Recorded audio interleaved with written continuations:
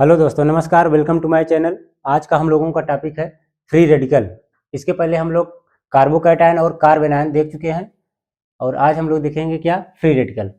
तीसरा जो है रिएक्शन इंटरमीडिएट है। क्या है देखते हैं हम लोग।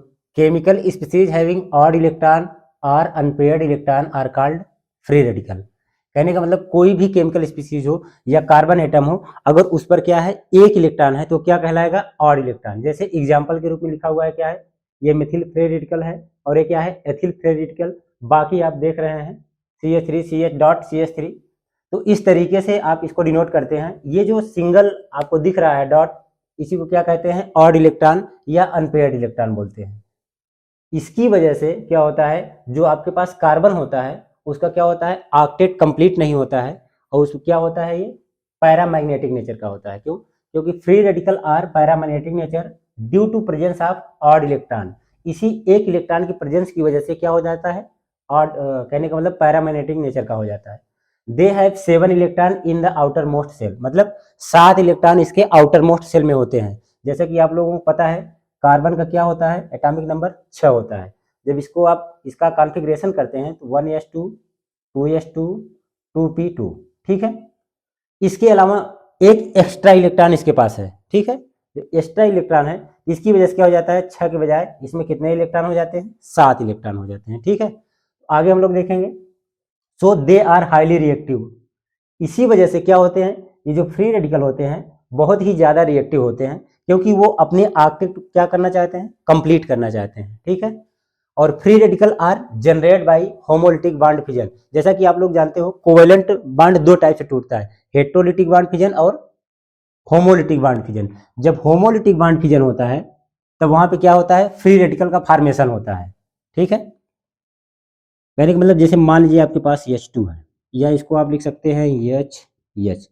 इसका जब होगा क्या होमोलिटिक बॉन्ड फिजन, तो एक इलेक्ट्रॉन बॉन्डिंग का इसके पास और दूसरा इलेक्ट्रॉन बॉन्डिंग का इसके पास, तो क्या बन जाएगा हाइड्रोजन फ्री रेडिकल। क्या बन जाएगा आपका हाइड्रोजन फ्री रेडिकल बन जाएगा इस तरीके से।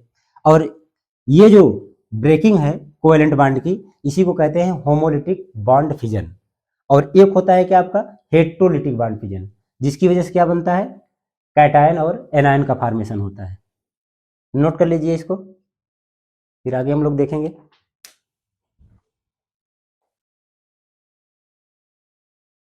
अब आगे हम लोग देखेंगे क्या ज्योमेट्री ऑफ फ्री रेडिकल, कि फ्री रेडिकल की जो आपकी ज्योमेट्री होती है वो कैसी होती है। तो इसकी जो ज्योमेट्री होती है प्लेनर स्ट्रक्चर की होती है, बॉन्ड एंगल 120 डिग्री के साथ।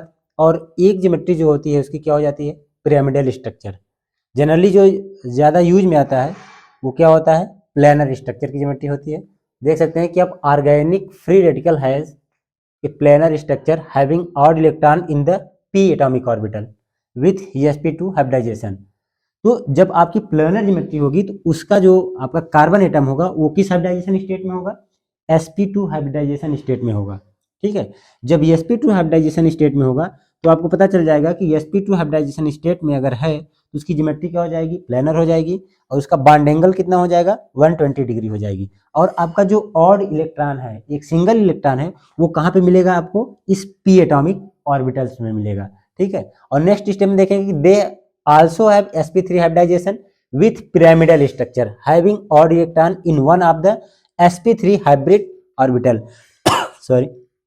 इसमें आप देखेंगे ये इस तरीके से पिरामिडल स्ट्रक्चर का हो जाएगा, ठीक है, इस टाइप से। क्योंकि ये इस क्या है कि sp3 हाइब्रिडाइजेशन स्टेट में है और इसमें लोन पेयर होने की वजह से क्या हो जाता है ये पिरामिडल स्ट्रक्चर का हो जाता है, ठीक है। तो इस तरीके से इसके दो ज्योमेट्री पॉसिबल है, बट ये जो आपका प्लेनर स्ट्रक्चर होता है वो वाइडली यूज होता है, ठीक है। बात समझ में आ गई तो इसको नोट कर लीजिए। उसके बाद आगे हम लोग देखते हैं किस तरीके से जो है फॉर्मेशन होता है फ्री रेडिकल्स का, ओके।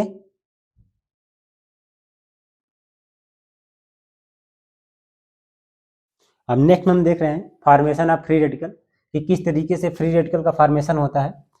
फ्री रेडिकल का फॉर्मेशन होता है जैसे आपका हाईली टेम्परेचर हो, बहुत ज़्यादा टेम्परेचर हो, 500 डिग्री सेल्सियस के आसपास या उसके ऊपर हो तब फ्री रेडिकल का फॉर्मेशन होता है।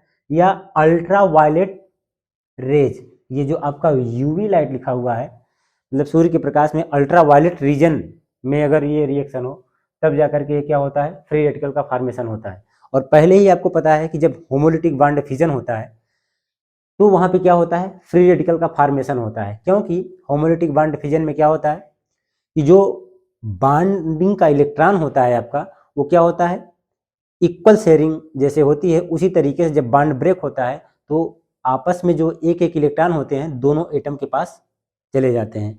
इस वजह से वहां पे क्या होता है, एक इलेक्ट्रॉन अगले एटम के पास, दूसरा इलेक्ट्रॉन अगले एटम के पास चला जाता है, तो ऑड इलेक्ट्रॉन या अनपेयर्ड इलेक्ट्रॉन हो जाता है, उसी को हम लोग फ्री रेडिकल बोलते हैं। जैसे मान लीजिए आप देख पा रहे हैं कि free radical are generally formed by homolytic bond fission, बताया जा चुका, of covalent bond under the influence of very high temperature, या टेम्परेचर आपका क्या हो, बहुत ज्यादा हो, या अदरवाइज कंडीशन में हाई एनर्जी रेडिएशन जैसे अल्ट्रावायलेट रेज। वही कहा गया है कि वेरी हाई टेम्परेचर और high energy radiation such as ultraviolet light या अल्ट्रावायलेट रेज। ओके, तो यहाँ पे देखें किस तरीके से फ्री रेडिकल का फॉर्मेशन होगा। जब ये अल्ट्रावायलेट रेज में होगा तो ये बॉन्डिंग का एक इलेक्ट्रॉन इधर और दूसरा इलेक्ट्रॉन इधर, ये जो आप कर्व देख रहे हो इस टाइप से, इसी कर्व क्या कहते हैं, फिश हुक एरो।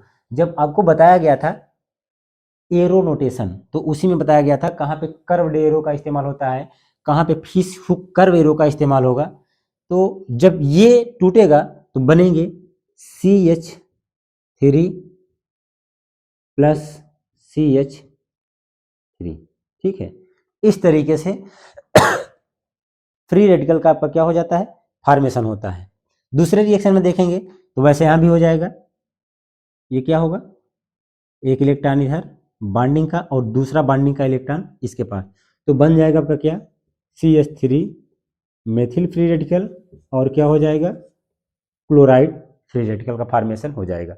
ओके, ये जो आपको डॉट दिख रहे हैं यही शो कर रहे हैं कि इनके पास बॉन्डिंग के एक एक इलेक्ट्रॉन मौजूद हैं, और जैसे ही किसी ऐसे एटम को पाएंगे कि जिसके पास और एक इलेक्ट्रॉन मौजूद हो वाट, तो तुरंत क्या करेंगे, वो आपस में बॉन्ड बना लेंगे और उससे रिएक्शन करके एक दूसरे प्रोडक्ट का फॉर्मेशन कर लेंगे। इसीलिए क्या कहा जाता है, ये रिएक्शन इंटरमीडिएट में आता है, और किस श्रेणी में आता है, फ्री रेडिकल रिएक्शन इंटरमीडिएट इसको बोला जाता है। ठीक है, बात समझ में आई, इसको नोट कर लीजिए। और एक नेक्स्ट एग्जांपल और हम लोग लेते हैं रिएक्शन, और देखते हैं उसमें कैसे फ्री रेडिकल का फॉर्मेशन होता है। ओके,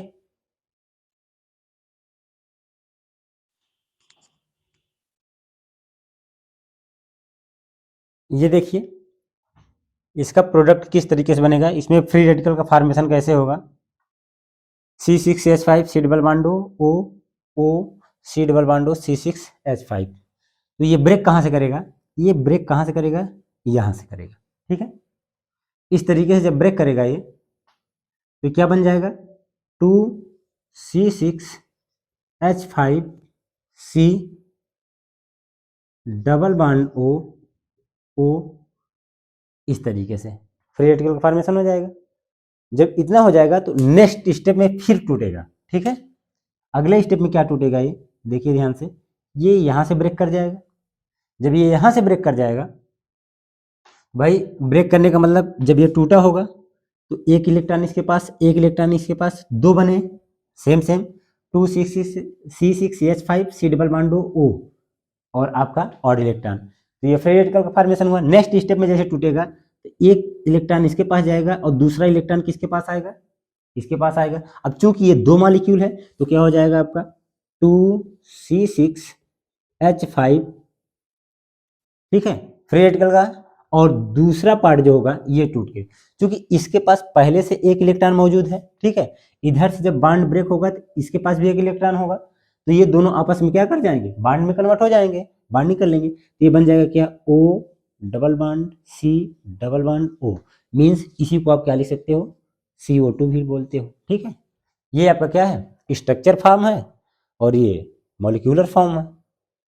तो इस तरीके से फ्री रेडिकल का क्या होता है, फॉर्मेशन होता है। ठीक है, अब बाकी रिएक्शन ऑफ फ्री रेडिकल्स और स्टेबिलिटी ऑफ फ्री रेडिकल हम लोग देखेंगे नेक्स्ट वीडियो में।